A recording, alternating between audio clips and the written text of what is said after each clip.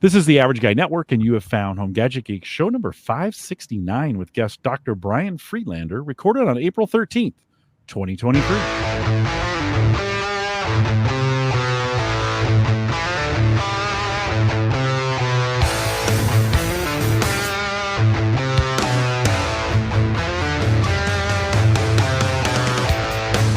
Here on Home Gadget Geeks, we cover all the favorite tech gadgets that find their way into your home. News, reviews, product updates, and conversation, all for the average tech guy. I'm your host, Jim Collison, broadcasting live from the Average Guy.TV studios here in a beautiful Bellevue, Nebraska. Spring is here, and we're loving it. And, of course, we post the show with some world-class show notes, and we'll have a few this week out at the Average Guy.TV. Don't forget, this episode affiliate sponsor is Nespresso. If you're tired of drinking terrible coffee, and, Brian, I'm sure you don't drink terrible coffee, do you? I don't. Okay. I do not. Well, if you did, Nespresso is a way to get around it.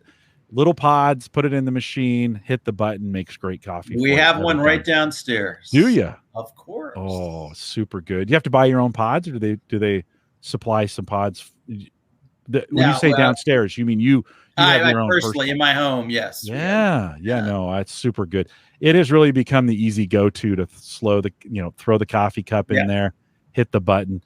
If you don't have a machine, check it out, Nespresso.com. Use code MQU328. I'll have that in the show notes as well. Cool. $40 off your first machine, and they'll even ship you a little container for the pods. Wow. So check that out today. It's always fun. I'm always surprised, Brian, at how many people are using Nespresso for their coffee. It's let's step up from a Keurig. Keurig's fine. Yes. We've got a Keurig at work, but this is kind of a step up.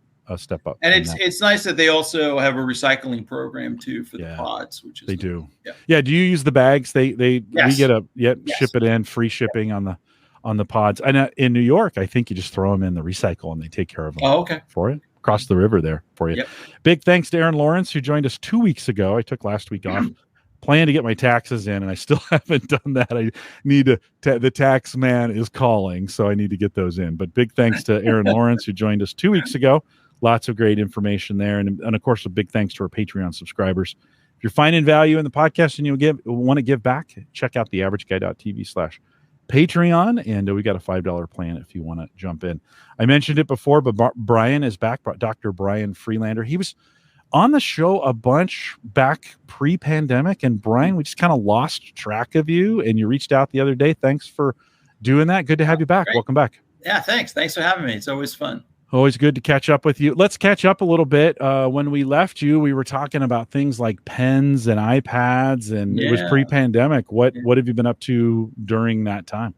Well, I managed actually to stay fairly busy. I was teaching remote I teach at St. Elizabeth University in Morristown, New Jersey. And so, all my classes went remote, which, I was pretty comfortable. I was doing a lot of that even pre-COVID. And I also was able to continue to consult. And I think what happened during COVID is, especially I work with students with both cognitive disabilities, learning disabilities, dyslexia, is that I think it was the first time that parents realized how dependent their children were and how much support they were really getting in the classroom. And so I was getting a lot of referrals, even during COVID, to try to find tools and strategies so that students could do more of the work independently, because their parents were home too, and they were working from home, and it was hard for them to help their kids and do the work themselves. And so I kept pretty busy, trying to find supports, especially for the students that have both reading and writing, disabilities. But I was also. It was kind of amazing too, the amount of development that continued even during COVID in terms of the new both software and hardware that came out during that time. You would have thought things would have slowed down, but I think people were working remote, and they were still continuing to develop lots of new applications and services. Do you think we're in a better spot today than we were? I think about, sometimes things don't change until you're forced to. Right. And as you were saying, is like, then, students went home and now parents had to deal with this. Like, There's nothing that will change things like when parents actually have to. That is Oh, that's the absolutely school's problem, right? That's the school's problem. Then all of a sudden, it wasn't the school's problem. Do you think we're better off today? I mean, as you look at the assistive tech landscape, did we make some progress during that time? Yeah, we certainly did. I mean, I think certainly some trends. Just we're always impacted by what's happening in the marketplace too. But I think the big trend was artificial intelligence, machine learning, and so for basic services that are built into Microsoft Word and Google Docs, like speech recognition, they call it voice typing. I mean, years ago, I would have to work with a student for like an hour and a half with Dragon, and now out of the box, you just speak, and you get the efficiency that one I could never have believed years ago you can get.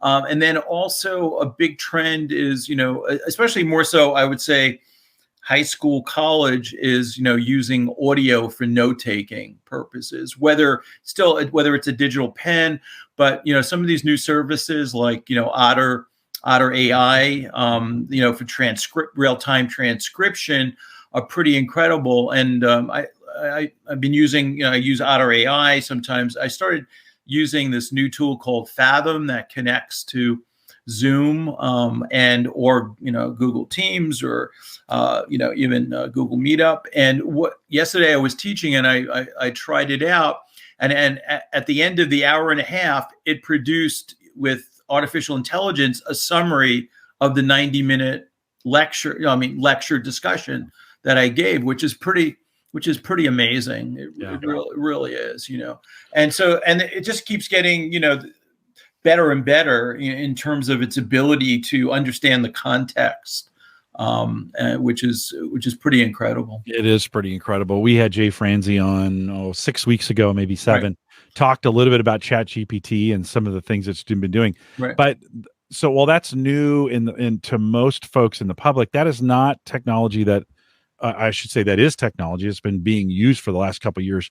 Otter AI has a connection to that. Some of those other, right. Jasper is another one that was using those in the open AI in the early days.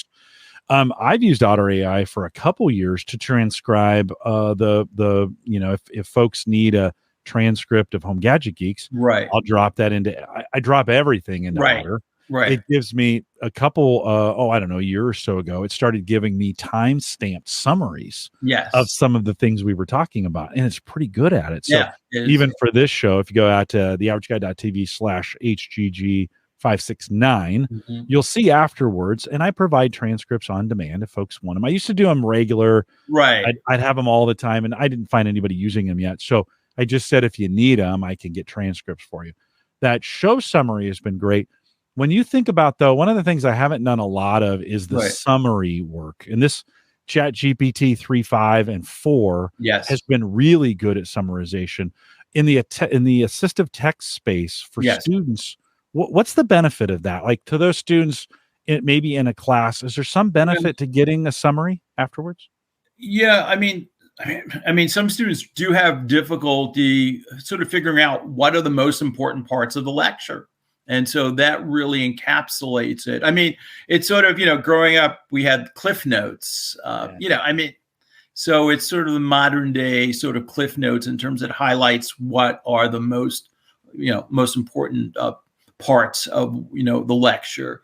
And of course, too, then the students could take that, drop it into either Word or Google Docs, and then they could use text to speech to, listen to it as well. So, I mean, there's definitely a lot of benefits. And, with the artificial intelligence, even the text to speech engines have gotten, really fantastic to listen to. Years ago, I mean, I had, both adults and students tell me, oh, I can't listen to this. It's horrible, and now you listen, you go, wow, that sounds close to, human as possible. So AI has made a big impact on, even the text to speech engines as well. You had mentioned, we were talking in the pre-show, you've been doing some of your own podcast, and then using a tool to help with the editing and some of those. What are you using for that? So I started to use a tool called Descript.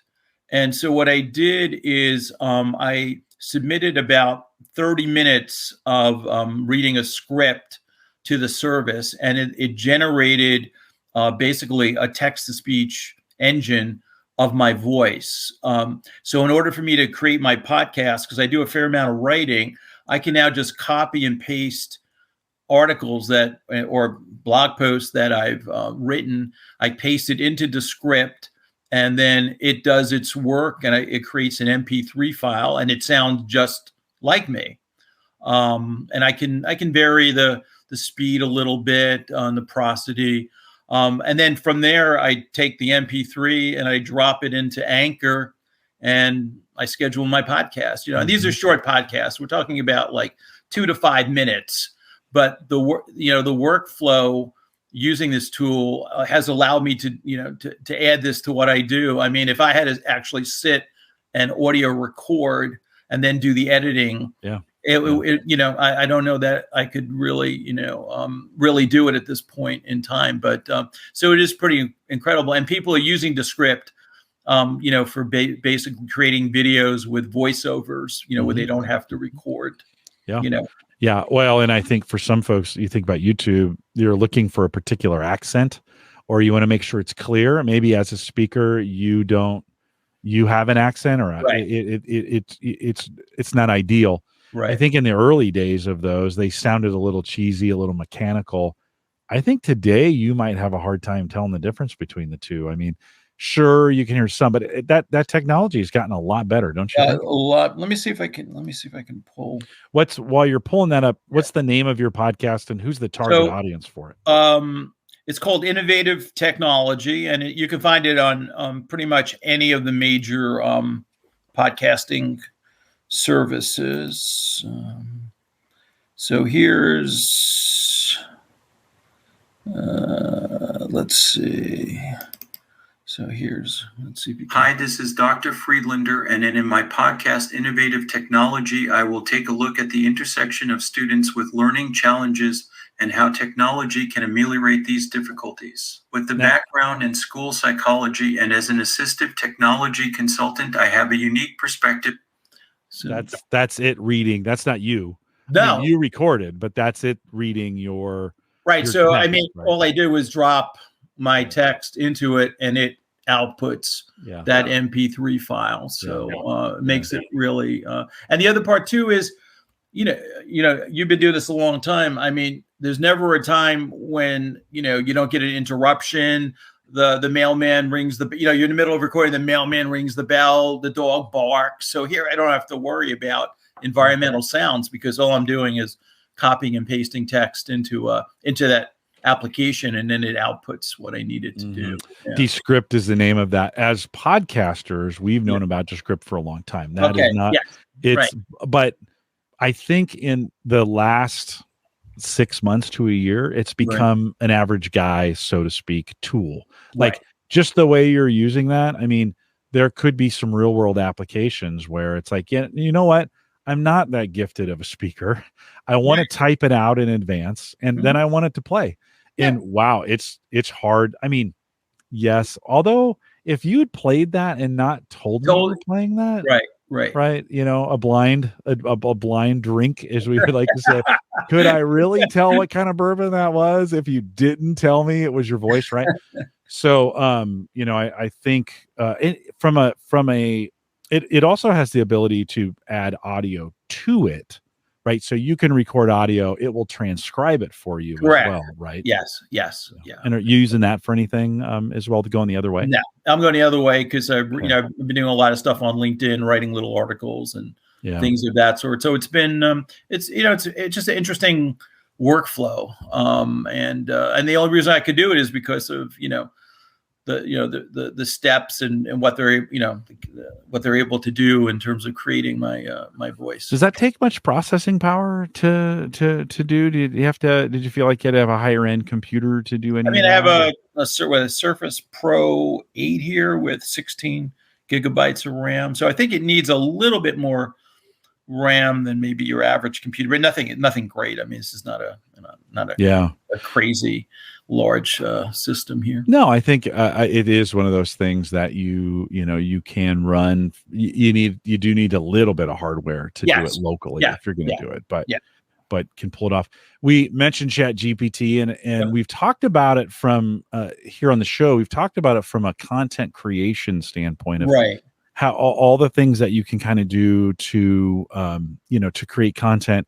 It scared the bejesus out of the education community when it first came out. Like, how are we going to do this?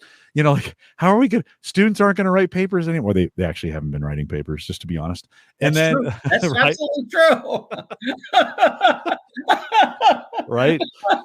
Right. Yeah. There's been other things going on. Anyways. Okay. Let's not the merits of that in an assistive tech space, as we're thinking about students that have disabilities or have learning disabilities. What kind of benefits do you see in it today, and where might that grow in the future? Because I think some math teachers probably complained about the calculator when it first came out. Students are never going to learn to add, and now calculators are in every room. Do you see a day when AI, or Chat GPT, becomes a helpful part of the education solution as opposed to being so feared? Oh, I mean, absolutely. And I think also from the standpoint of, even from the standpoint of being a teacher, I mean, I think it's pretty incredible. I mean, I think, like I said before, a lot of students, especially with reading disabilities, who have a challenging time, reading text. I mean, not that we don't want them to read, but, certainly summarization, the ability to summarize information can be very important, as well as other applications. Like there's an application which uses AI called Scholar C, which allows students to actually import PDF documents in, and then what it does is, using AI, it will pick up key concepts, main ideas, also basically break down the article for you to access, and also show you maybe some other derivative work on that. So students can build their own. If they're doing research on a particular topic, they can import these and then use Scholar C before they start to write, to begin to put the pieces together. And that uses AI to kind of pull out, summarize, highlight the main ideas, concepts, and to show students how different articles are related. So I think that's going to be important. Also for writing, for example, even today they can take what they've written and ask it to write it more succinct or check the grammar. So I think from a language-based learning model, I think it's going to be really huge. And I from the teacher's standpoint, we talk about years of differentiated instruction. And so, a teacher could ask ChatGPT to explain a concept of photosynthesis as if you were a second grader or a sixth grader or a high school student or a college student, and really differentiate. Because in a classroom, you're going to have students that understand, information and concepts at different levels. And then you could provide the students the content that's most appropriate for the level. Or you're a starting out teacher and, I don't know, your student, is not handing in their homework. What's the best way to approach that? And so you could ask ChatGPT to write a letter, as if you're, the teacher and you have a student. And it's really, I tried it, and it's really fantastic because it gives the some background information on the importance of homework, and then it basically guides the teacher and tells her how the best way to communicate to the parent. So I think there's going to be lots of interesting ways, and I think it's a lot of AI has been built in the background that educators might be unaware, especially in a lot of the tools that we've been using, even for the last couple of years. It just, it's been hidden. It's in the background, whether it's like Grammarly, I mean, that they've been using AI, Microsoft spelling, checking, and things of that sort. But, I think, more companies are, sort of, I mean, they're marketing it that they're using it, but they've been using some of that technology for years. I mean, everything from word prediction, which has been a mainstay tool for us for students who have trouble with spelling. Even back in the day, I was using programs like Co-Writer that had really fantastic algorithms for students that's, spelled phonetically, so they were there, back in the day, and now they're only keep getting better and better because they understand the context, which is really interesting. Yeah, I wrote 2 articles at theaverageguy.tv. Right. One called how to make the most out of ChatGPT for the average guy, and I wrote it with give me a simplistic idea of how the best ways to use ChatGPT. Right. Then I said, okay, write that again, but I want it for an advanced user. What are some real tips and tricks? And then cite sources. Right. And that was something I hadn't done before, where I asked it to cite sources. I think some people have knocked on ChatGPT for not having where it's getting it from. And I said, cite sources. And it was really, really interesting, the difference between the 2 articles. They're posted right now at theaverageguy.tv if you want to check them out. And they're linked to each other. So if you find one, you can find the other. It gave me some sources, and I went back and kind of checked them just to kind of make sure. But it's a really, really interesting, when I'm using it to write, I almost put more work into it than I would have normally. I read through it, make sure it's accurate, doing some things. I change some stuff around. I take stuff out that I know isn't right. I kind of have this question though. Do I need to write blog posts? And when ChatGPT gets so good, when AI gets so good that it knows the answer, do I need to write blog posts anymore that are informational? Right. I mean, because anyone could go to ChatGPT and get that same information, right? Do you think, or is there still a place for opinion? In our writing? They won't. Most people are not as I think a lot of people are just not as inquisitive, or want to experiment. Undergrad, even graduate students, I think some of them are just they're not used to doing that. I mean, I think you and I are very geeky, so we jump in. A lot of people just stay on the sidelines, or maybe are afraid of it, or don't know what to do. And so I think there's still a place for it. I think the right formula is seeing what it gives and then filling it in, checking it, and adding your piece. To it. Letting it do the heavy lifting of some things that are normal. Hey, I want to spend some time. I wrote a couple articles about solo stoves. I was thinking about purchasing one of those. And so I did a bunch of research around the solo stove. And then I thought, well, let me just have it write a post for that. Right. And so it did some things, and then I added some piece in it. And of course, we're still not to the point where AI is really giving us an opinion. In fact, if you try to get an opinion out of it, it will be pretty emphatic. I don't really do that. I mean, if I were to, sort of give the scenario of you have a student in high school who's got a reading disability, what's the best software for X, Y, and Z? And it'll give me something generic, like you really you need to know the learning style, the preferences, the tab, that kind of thing. So and it doesn't have the personal experience. It's not able to, and I think it lacks an area of passion and empathy and some of those kinds of things. Right. So it's pretty easy to pick those out. But like I said before, I think it's a word calculator, right? I mean, I think it is a great way, and as a tool. I'm sure you'll continue anything in the future that as you look out ahead over the next couple of years, anything it's not doing yet that you might hope it would do, or that you're looking forward to? That's a tough one.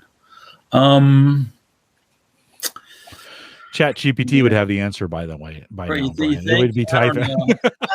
I have to think about that a little bit more. But I think we were talking about how could it factor in our own personal experience, right? And I think that might be, it'd be great to be able to, for you and I'd be able to download our knowledge into a black box that then you could layer another layer to ChatGPT that could then, do some heavy lifting, but then personalize it based on our own experiences, where you can. Yeah. Almost where you have your own large language model, right? Built on you. Yes. And then it interacts with the larger large language model that, so that you can, I don't want to tell it all the time. I want to teach that thing about me. Right. You know, what have I said? What do I know? Right. Or if you had a personal experience based on what you do or what I do, what's happening in the larger world in relationship to that. Yeah. You know, that would be, I think, pretty fantastic. We could just we'll just submit our hard disk drives to Microsoft and Apple, and you know. Well, I did a little checking. I was like, could I download or could I start my own large language model? Yeah. You know, it's open. Right. In theory. Now, Right. you know, it's getting less and less open. Right. But, you know, that thought was, could I, you know, how could I pre-train it for me and still take advantage of all the great information that's out there? Right. But I've said a lot of things. It could know a lot about me. It does know some things. I've gone out and you know, chatted about, hey, do you know Jim Collison? And it'll say, yeah, Jim Collison's the host of Home Gadget Geeks. You know, and in an instant, I could tell it, Jim, my top 5, my Clifton Strengths top 5 are this. And it would remember that in the conversation. I want it to remember that all the time. So that so I only have to tell it that once. I think we'll probably see something like that. I don't know how soon, but I think at some point we'll be able to feed in those things. That maybe that's too scary for people to have their own, to know, like, I said all those stupid things. Erase them. How do I erase it? That's right. That's another company. You see, that's right to be forgotten. Right to be forgotten in that case. Okay, so besides that, as we think about some of those things that have come out, and those have been real recently, on the gadget side of things, you were always great at bringing some gadgets kind of on and talking about it. What's anything working right now? Of course, it's new stuff. So I would say that so this is probably one of the most innovative pieces of technology to come out for students with reading disabilities, and it's called OrCam Read. It was developed by OrCam in Israel. So basically what this is basically a camera that could take a picture of a screen. OrCam version 9 is ready. Or text. So what I'm going to do is going to point it at this. Point it at the book.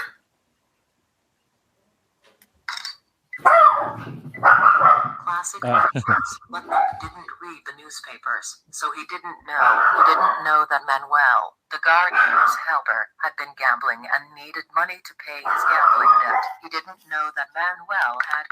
I'll stop it there. But the dog is separate, not part of the dog is. My wife just came home. Oh, no worries. That just perfect. It was perfect, Brian. It was perfect timing on the dog. You clicked the book button, and then the dog started talking. Yeah, of course. So that can read, as you saw it, this because of the size of this book. It took picture of both pages at the same time, and then it starts to read. No internet connectivity is needed. It also supports a physical headset, or you can you can use Bluetooth, AirPods, or any other Bluetooth. Tell me the name of that again. What was it again? OrCam Read. OrCam Read. Mm-hmm.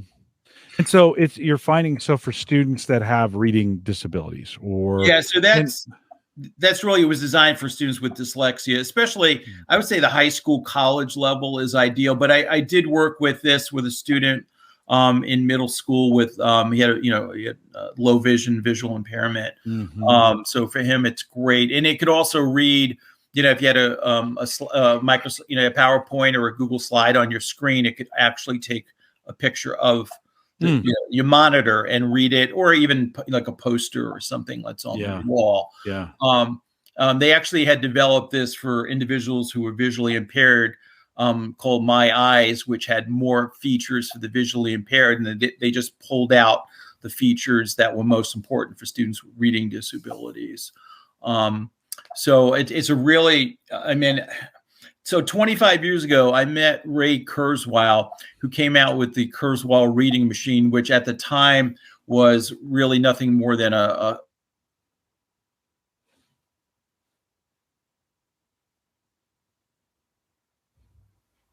we maybe get you back here in just a second. Hold on, you froze up there. Start again for me. Okay, so about 25 years ago, I met Ray Kurzweil, who was an engineer, and he developed the Kurzweil reading machine, which was nothing more than basically a sophisticated copy machine that could do optical character recognition. And then he was at a conference and he wanted to show a portable device, and he took a Nokia phone and a Canon digital camera and literally had duct tape, a real Rube Goldberg. And he took the picture with the Canon, and then the Nokia phone read it. And so when you get to something that's this size, it's pretty incredible. I mean, and that's like for our audio folks, it's maybe or maybe 4 inches. Yeah, maybe 4 inches. The size of a M.2 drive, maybe a little bit bigger than that for some little thicker. It's got it's got a camera, and it also has a laser built in as well. And then also there was a lot of these kinds of devices. So that basically, let me just do it this way. This is Scan Marker Reader. It's a portable handheld scanner, and this particular model uses actually AI in the cloud to do OCR. So you basically scan text from a book into a web-based app or your Android phone or your or an iPhone, and then it has text-to-speech and also translational services as well. So there's a big market for these kinds of handheld, very portable devices that can give students with reading disabilities access to text. What's the retail on those? I mean, what am I going to spend on something like that? So the OrCam Read is the premier is I think it's $1,995. Oh wow, okay. And this is somewhere around $200. And then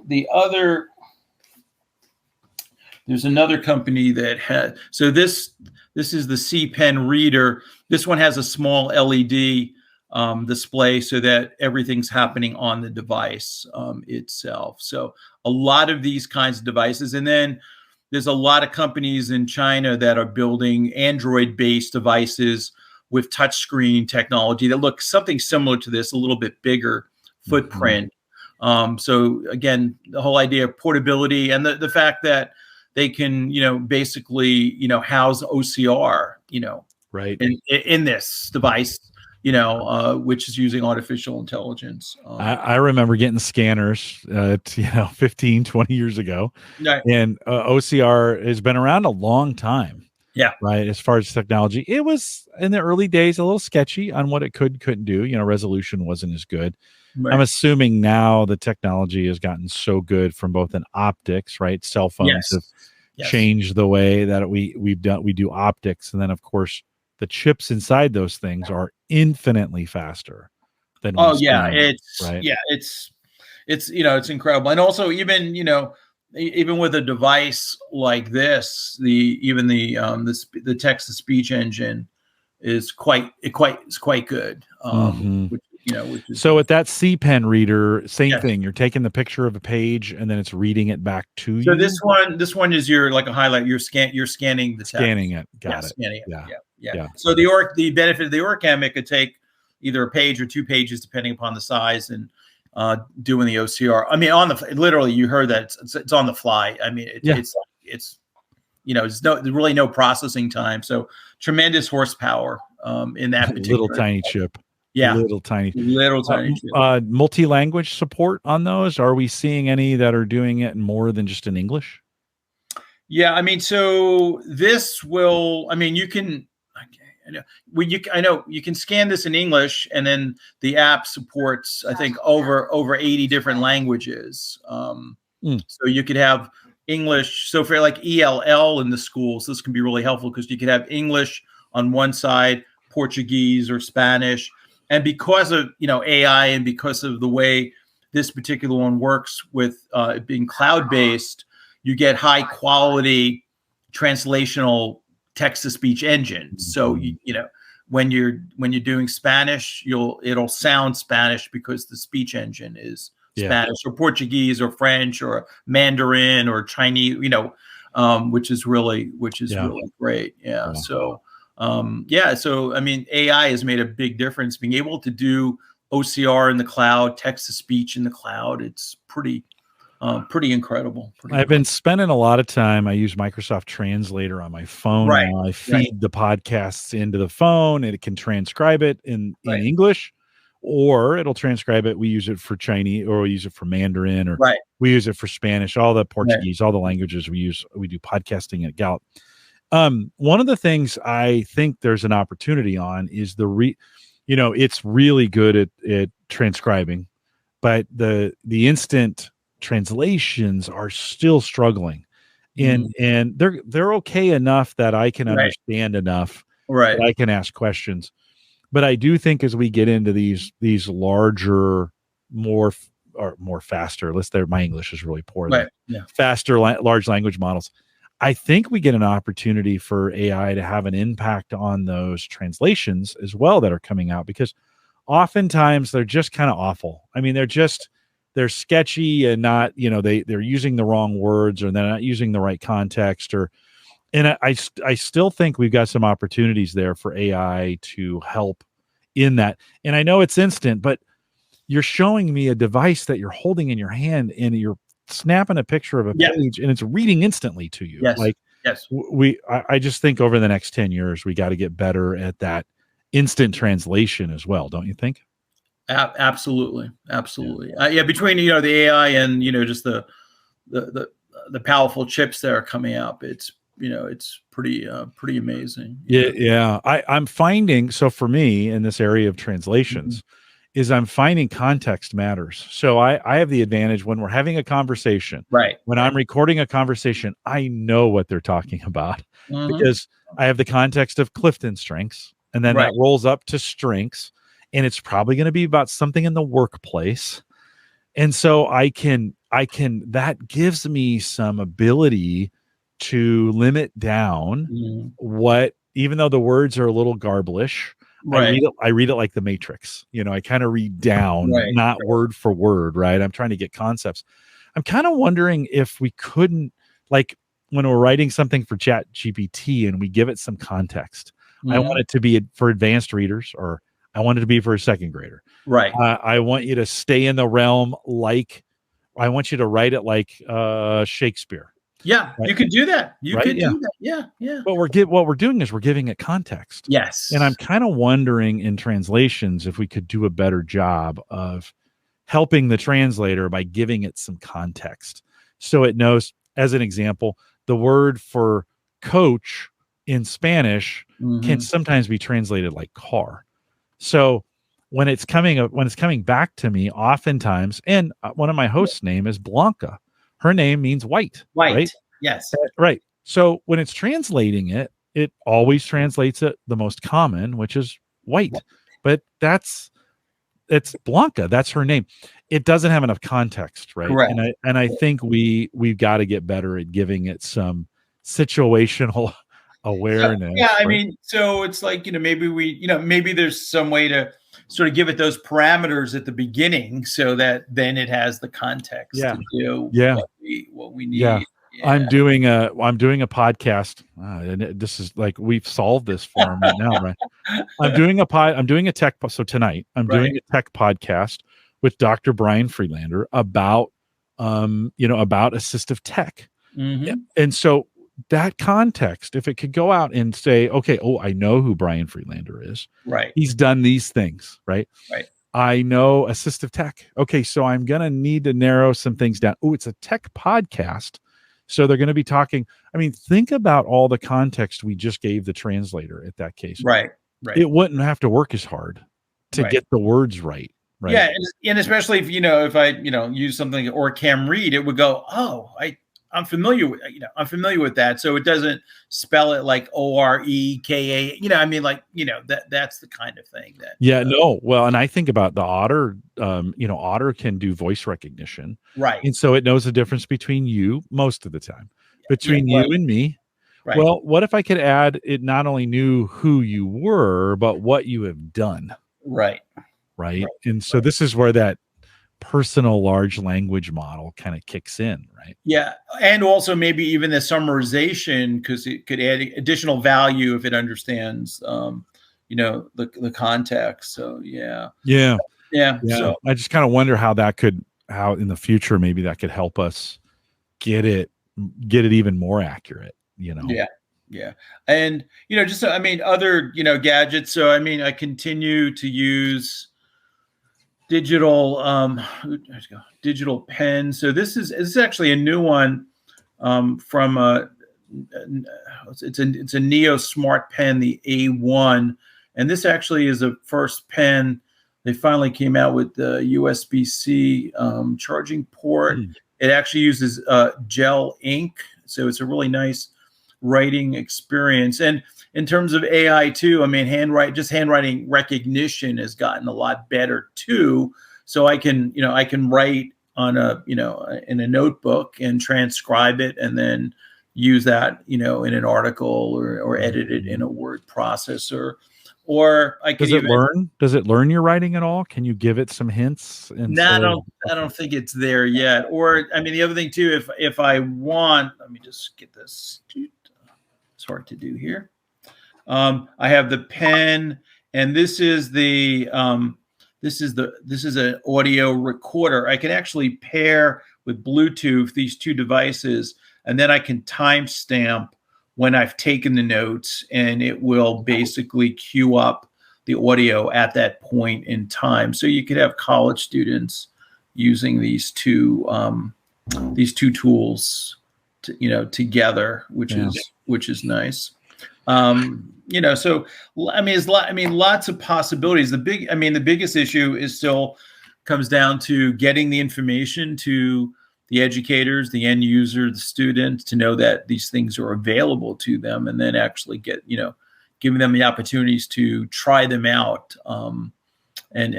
Before they actually get on campus, especially for college students, that's the challenge, is getting them really ready and prepared, because a lot of students through high school tend to get a lot of both accommodations and modifications, and sometimes they don't realize how much both parents and educators are doing to support them. And then they get off to college and they go, oh my God, I got to read 6 chapters a night. And it's like, if you have a reading disability, even if you've made a lot of progress in your reading, most of the students I've seen are still, their fluency is probably at the 10th percentile, and they just can't, they can't keep up with the amount of reading. So they really need to learn to use some of these tools for reading, and also note taking as well. But they have to find the comfort level and their tool of choice that makes sense for them. My reading comprehension is off the charts the other direction. And I always struggled with reading. I can do it, and there's periods of time when I read a lot and I got better at it. It's not my favorite thing to do, so I don't lean towards it. When I found podcasting in my older years, I found I'm a listener. Like, I can listen at high speed and maintain a lot. Mike Uyghur, Mike, he was on here for a lot of years. Mike went through law school by putting PDFs in a reader. I remember that. Yes, I remember that. Yeah, and so all the current research shows that it's the same centers in the brain are being lit up, whether you listen to the content or whether you use your eyes. So there's really no difference. So we place tremendous value on the reading component versus the listening component, but it's not really the case. I wish I'd had some of those when I was going through college. Listen, I did benefit. Word processors came out. I was a terrible writer as well. Right. And word processors came out. I couldn't type. But as we started in the, when I was in college in the early 90s, we were just on the cusp of PCs. They were just starting to come out. And then and they were still pretty expensive. And I bought a Brother word processor that had a 6-line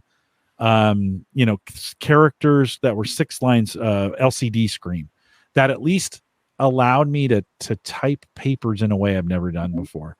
I waited 6 years to go to college because I was in the military.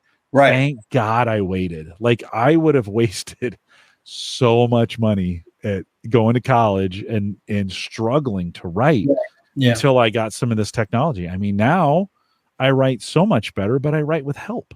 Right. And so I'm a better writer. And some other tools since we last spoke were these e-ink devices. This is the Remarkable 2, and it uses the same displays if you use a Kindle.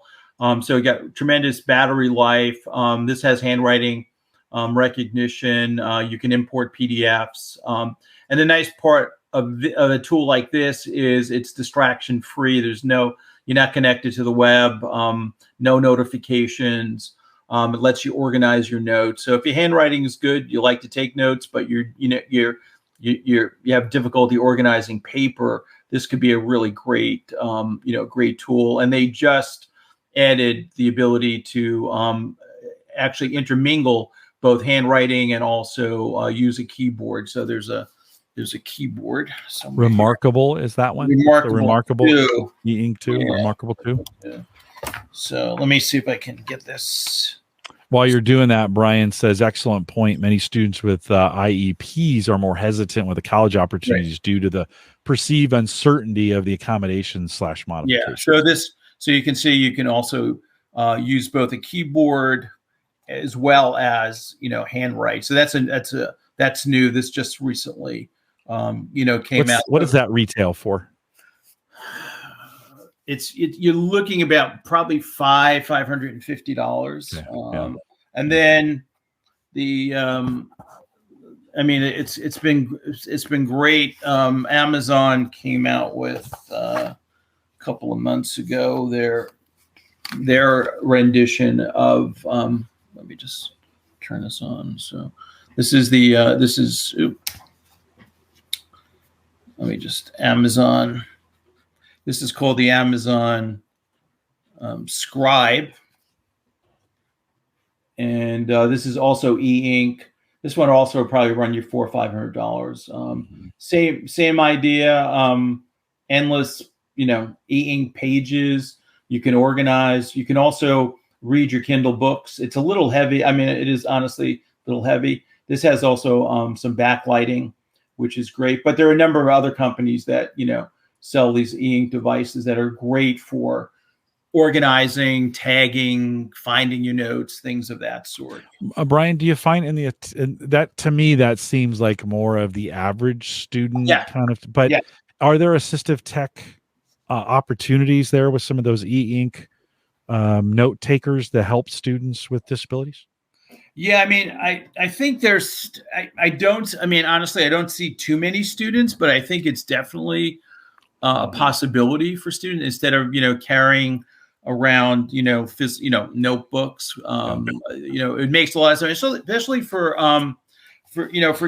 students that, have, attention deficit disorder or executive functioning disorders where, they have trouble organizing or losing paper. At least here, they don't have the opportunity to do that, which is, Do you think in the learning space, we think about now, we talked about these AI capabilities to summarize, to help take some of the notes.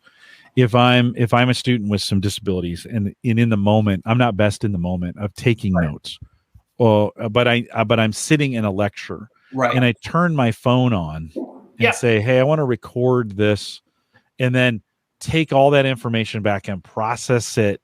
It's going to transcribe it for me. Yeah. Do you think, to me, it seemed like there may be some resistance to that in the learning space, just because professors don't want their recorded lectures, right? Can you talk, is that, sure. How does that work in this space? So, typically students who have, disabilities, and have approved accommodations, that would be an accommodation that we would write into their plan.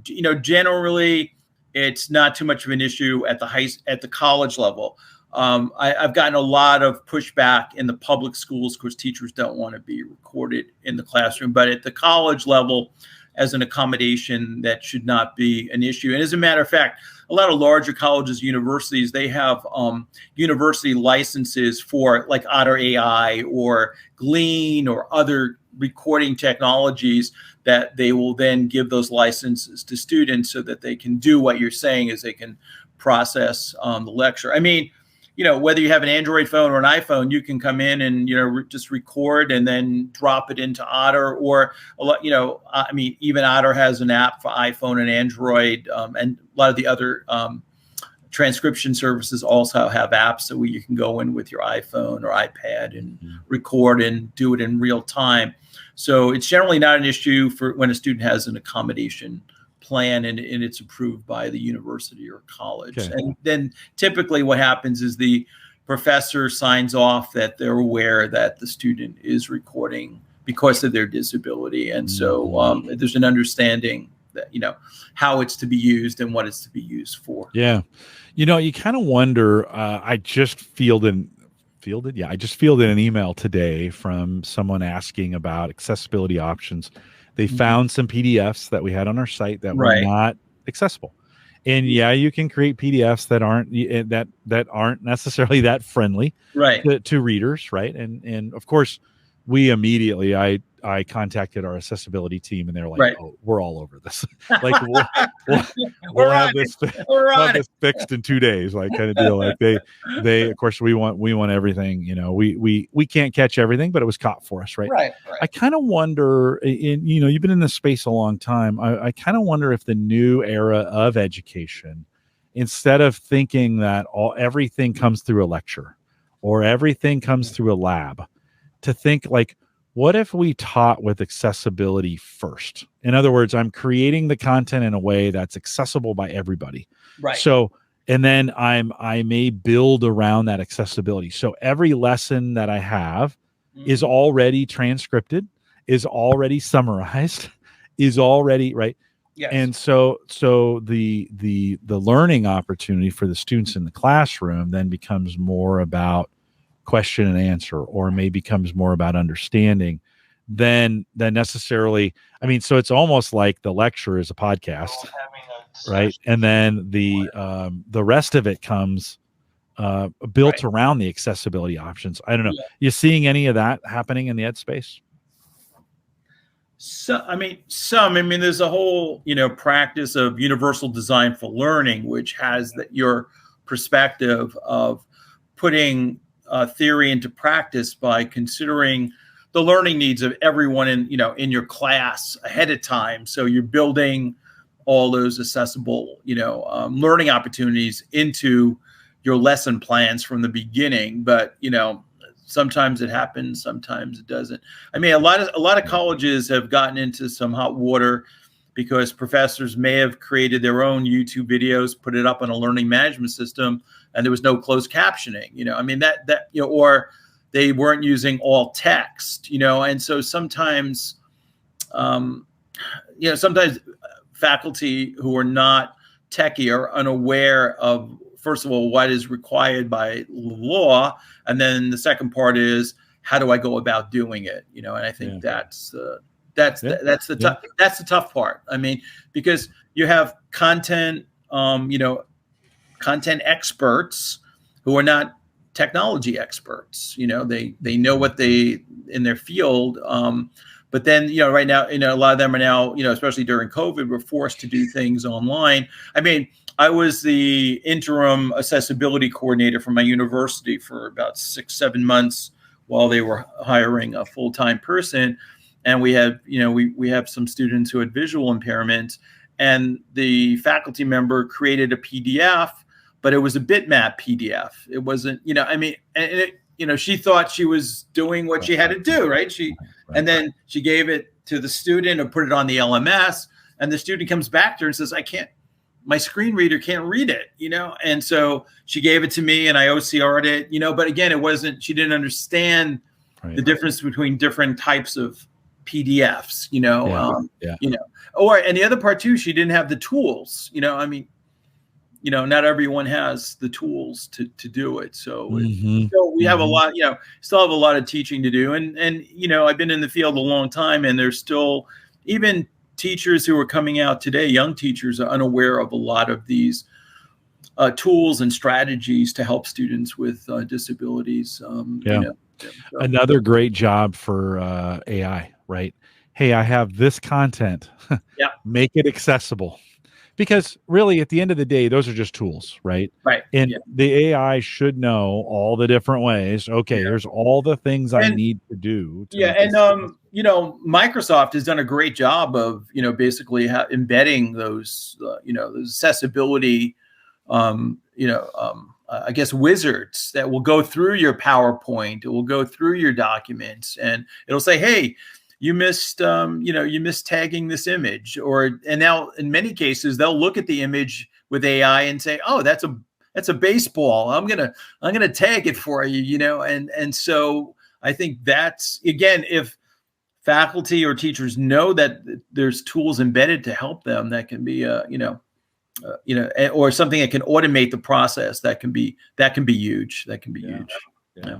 No, I think it's a particularly good area for AI with both the language recognition and, like you said, with the object or image recognition, to be able to say, right, okay, this is what we think it is. In the absence of a human to do it on the spot, that may be an opportunity for AI to pick up on that, right? Yeah, there's an app called Be My Eyes, and they're going to be integrating the Chat GPT. So if you're an individual with a visual impairment, that there was actually, it's sort of like a volunteer service, and in the past it would be on your iPhone or Android phone, and if you couldn't read the directions, you couldn't read maybe your prescription on your pill bottle, you could call someone, and then you'd put the pill bottle up to the phone, and then the sighted person would read what was the contents. Mm-hmm. So now with ChatGPT 4, they're going to try to automate it virtually so that ChatGPT will be able to recognize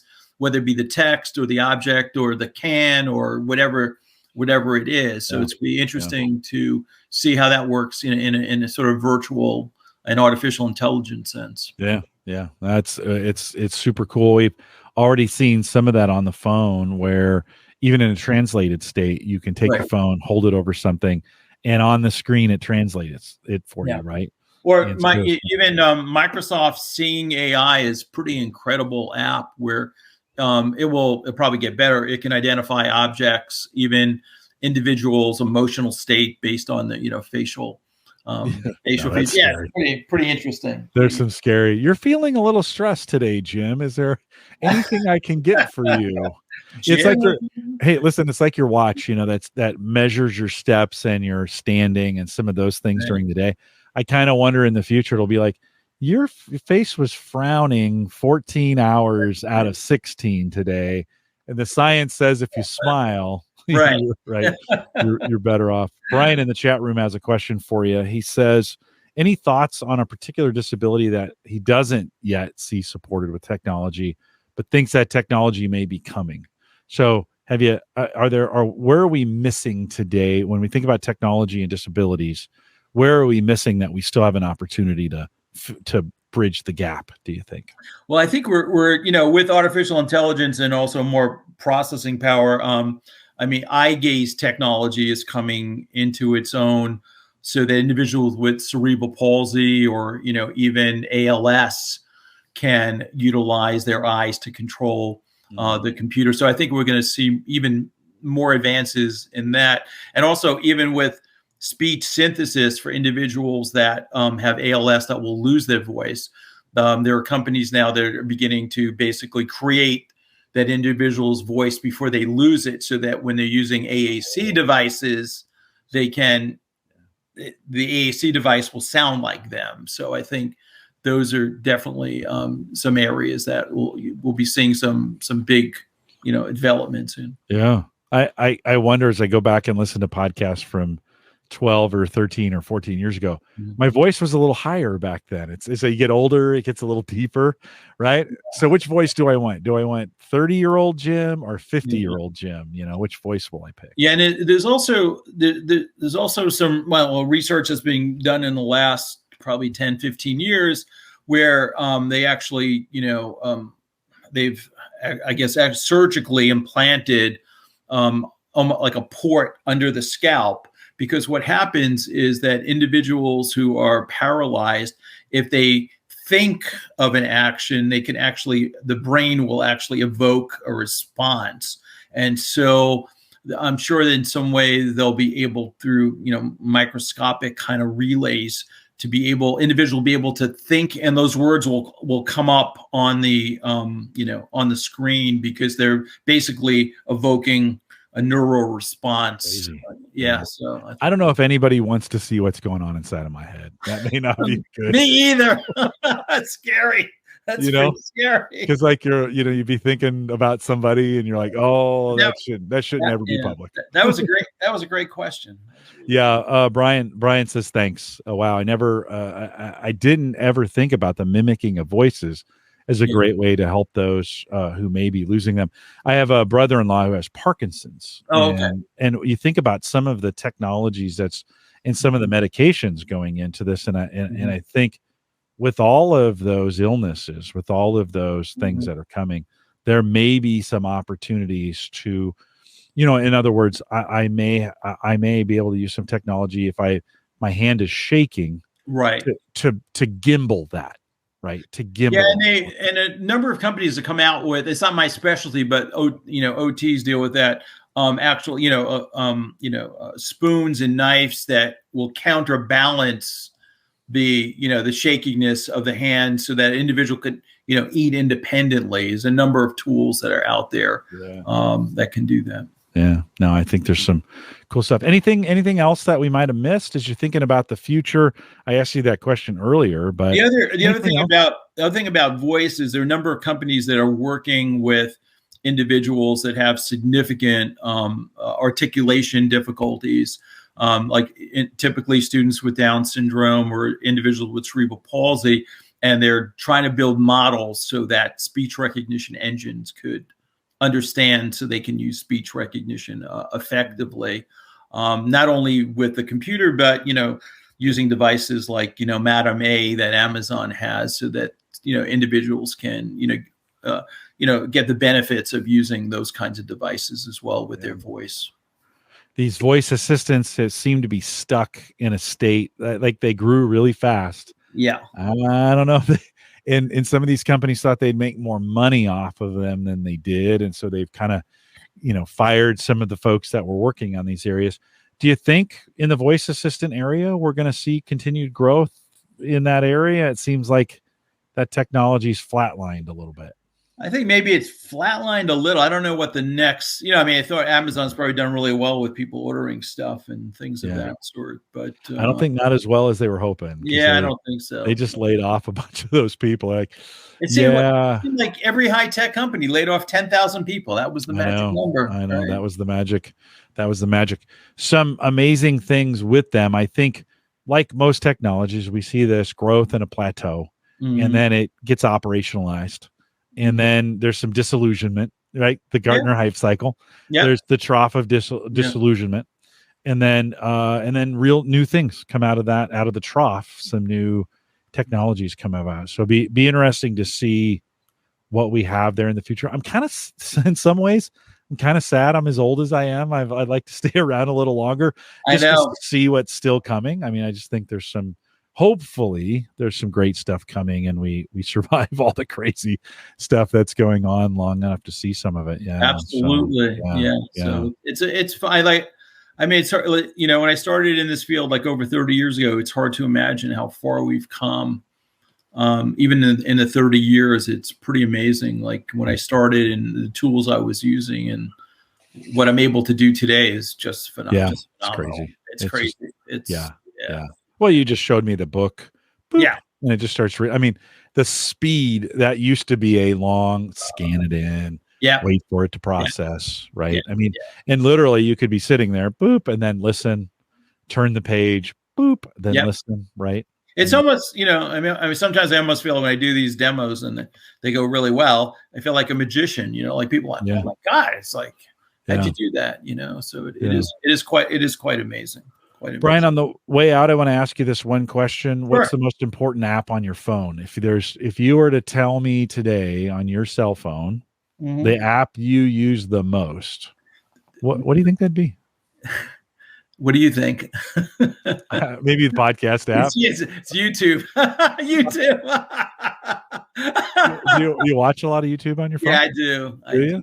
Okay. Yeah.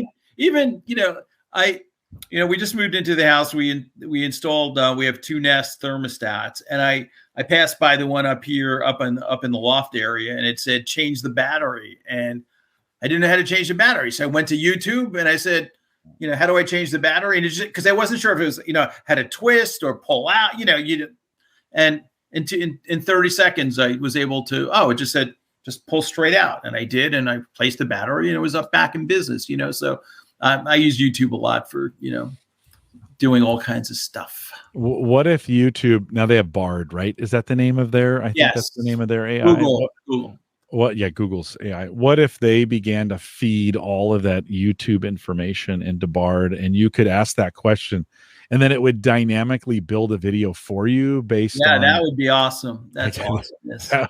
How crazy would that be? Like an AI avatar. We're already, when we think about video, we're already pretty good at creating that. Yes. And that thing could that video, that avatar could walk you through how to change the thing. And, with all the transcripts, it certainly would be, it would seem it would be possible, it would be possible. Yeah. And a little bit of feedback, if it gave you some instructions and then in the end it said, hey, how'd that go? Yeah. And you're like, yeah, it was fine.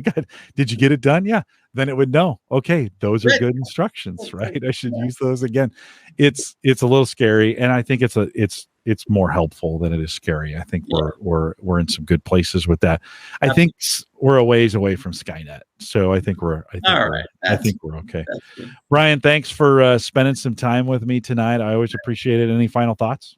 No, I think, it's a really exciting time to be living in. Again, if you're working with students that have disabilities, there's a wide range of solutions. And if you don't know what they are, seek someone out that has the experience, because some of these have been really life-changing for the students that I've worked with. It's made a real world of difference. And the thing is, the students for many years, they just struggle. And if you can find the sweet spot for some of these tools, it's going to make them less frustrated and just make them more engaged and more successful in what they choose to do. Last question. We live a pretty privileged life. Yes. And so we look at a $500 tool like this and kind of go, are there programs available and for folks who are underprivileged and need to take advantage of some of these things? What can they do, or are there programs to help in that area? In the public schools, it would be the public school requirement if students needed some of these tools to provide them free of charge. Second, once you go off to college, you're pretty much on your own, but each state has their own assistive technology initiative, and some of the centers do offer the ability to rent or to at least trial some of the equipment before you go off and utilize it. And then some of the universities and colleges do let students, they can loan the equipment for the semester, and sometimes for a very low, a low fee. So I think about somebody early on who mentioned, for some students who maybe have reading disabilities, going to college is a very frightening thing for them, right? And I think sometimes too, if you have these disabilities that require technology, yes, the school may be helping out with tuition, or the state might be helping out with tuition, but it doesn't always set aside those funds necessary for some of these special programs. And even for, even if you're in high school or college, you can look, Bookshare is a free service. It's supported by tax dollars. And then there's Learning Ally, which is actually based in Princeton, New Jersey, which is a fairly inexpensive service that can provide human narrated audiobooks, and college students can access them too for a small fee. So, there's lots of ways to kind of jump in. Yeah. Sometimes you can't jump in at the top, but you can find tools. And, the other part too is eBay is a wonderful place to find last year's generation that you can get at a significant discount. And I've done that too, whether it's buying, digital audio recorder or even technology. You can find some stuff, and, at least, eBay is going to stand behind it, and you'll get your money back if there's an issue. But you can find a lot of devices that are in pretty good shape, or even refurbished if you had to, with warranties.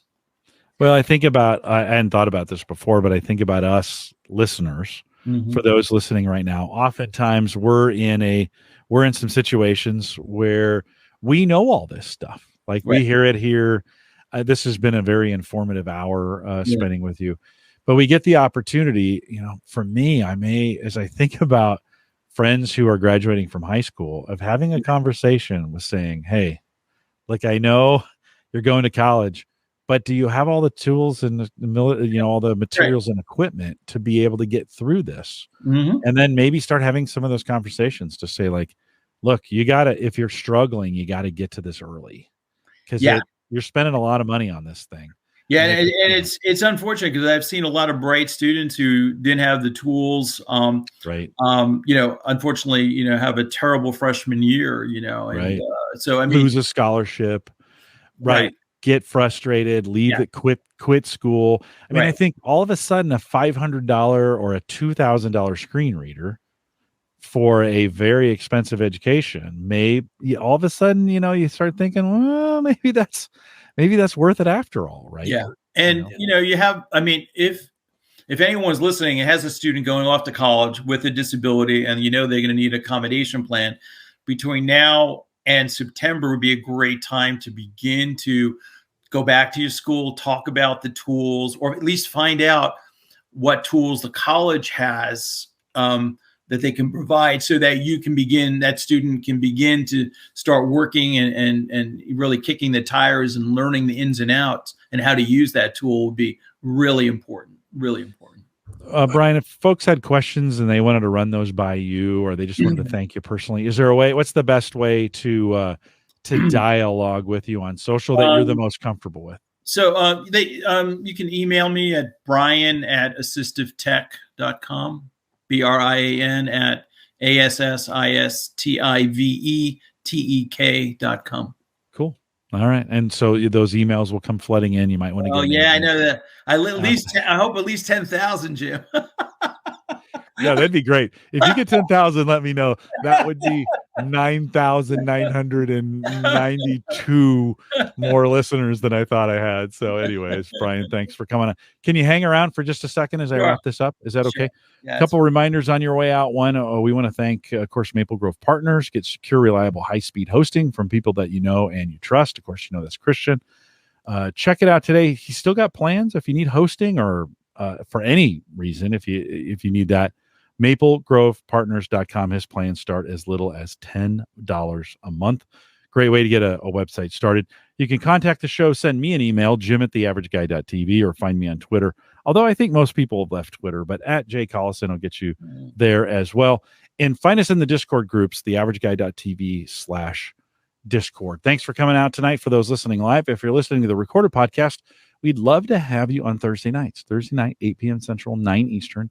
theaverageguy.tv/live. I remind you, if you're part of the Discord group, love to have you as part of the conversation. Brian, Justin, Joe, Jay, and Ken all checking in tonight in the chat. Whoever else, there were a few others I didn't hear from you, but thanks for coming out. But we'd love to have you in the chat. So join us on a Thursday night, and we'd love to have you. Come out here. Like I said, we're live every Thursday, 8 p.m. Central, 9 Eastern, out here at theaverageguy.tv/live. Thanks for coming out. With that, we'll say goodbye, everybody.